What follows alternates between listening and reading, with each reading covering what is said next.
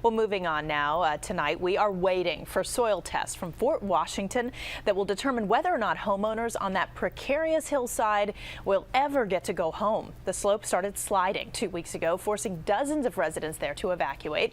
Maryland Bureau Chief Brad Bell live from the neighborhood with the growing frustration today. Brad? Yeah, you can see behind me that the road here is still closed, Piscataway Drive, and as you said, they're waiting for this report. You see this piece of green machinery back here? That's a drill. They use that to go deep into the soil, pull up core samples. Well, the engineers looked at those samples to determine what was going on here. They have now prepared a report. We believe it has been delivered to the county, but neither we nor the people who live here have had a chance to see it. Isaac Rana is among those more than eager to see the engineer's report. His mother's ridgetop home literally hangs in the balance. We're just waiting to see, really. Not so much we can do. Just wait and see what happens. Just put our faith in God.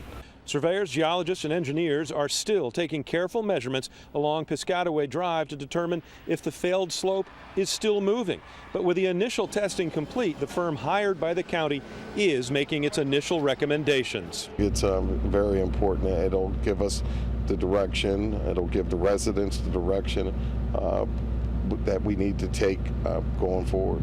At this point, county officials are not making the results public. We don't know what the plan of action will be.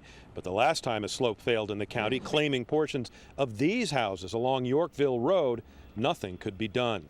In May of 2008, this slope where I'm walking right now in Camp Springs failed. It dropped 8 to 10 feet for the same reason as the slope failure in Piscataway Hills, that underlying Marlboro clay.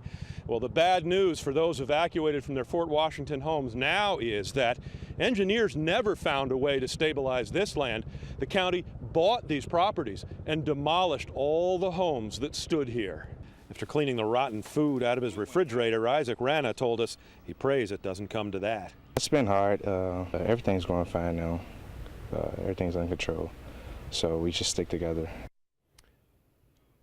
Well, he says everything's under control, but really everybody is waiting to see what this report says.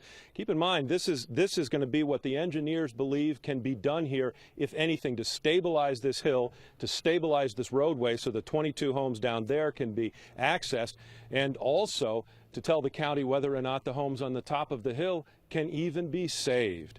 In Fort Washington, Brad Bell, ABC 7 News.